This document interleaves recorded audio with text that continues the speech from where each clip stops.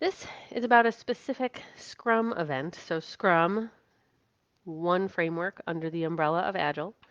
And the question is, what does a sprint review look like, or should it look like? And does that work? Does it need to be estimated? Should it be in the backlog?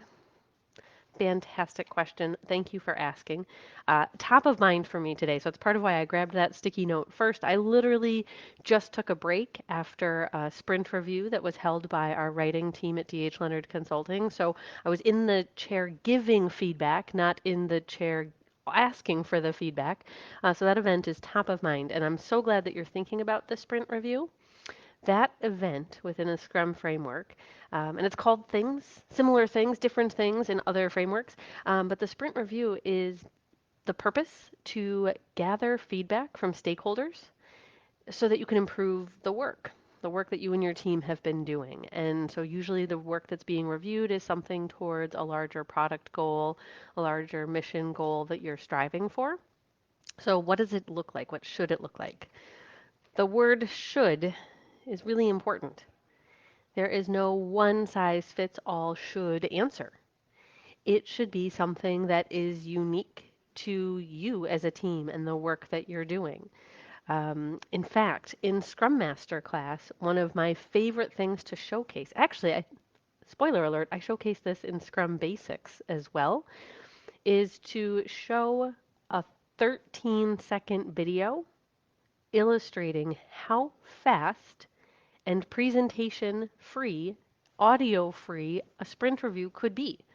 Watching a 13-second video was the team's sprint review, and feedback could be provided based on just that video clip. Now, you might say, Diane, that is absolutely not within the realm of what's possible for us. Okay, I'm just setting it as the stage to show what one short end of the spectrum could be for a sprint review. You don't need to use the whole time box available to you. You don't have to put forward a presentation. You don't have to have an agenda. You should have a plan as a team for what you're going to ask for feedback for, but it doesn't need to have a formal agenda. But regardless, whether it's the 13-second video or maybe looking at a document together live on screen, it's going to take some preparation by the team. Because if you don't prepare in advance, well, how in the world would they have had the 13-second video? I guarantee more time than that went into filming that clip that was going to be shown for the review. Even if you're pulling a document up on the screen and asking for feedback live during a sprint review, there's probably some coordination. Which document are we showing? Which version? Who's sharing? Who's going to talk about what? Is there anything specific we want to ask for feedback on? So it does take some coordination by the team.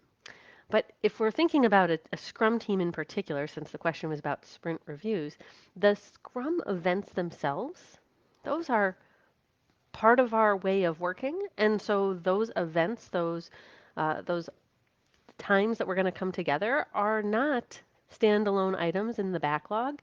We don't need to take up admin space creating them, estimating them, thinking about that in the way we would our other work. They're what happens. Right? So we don't have to represent that work in our backlog because what we're doing, the sprint review, it's the standard Scrum event for where we are presenting our work and asking for feedback. How many times did I use the word feedback in this response? I'll have to count.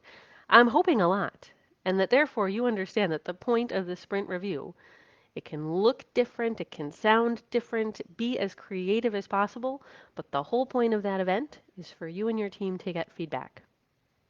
If you have more questions about sprint review, be sure to reach out, ask questions in our Facebook group, reach out to us via email or LinkedIn.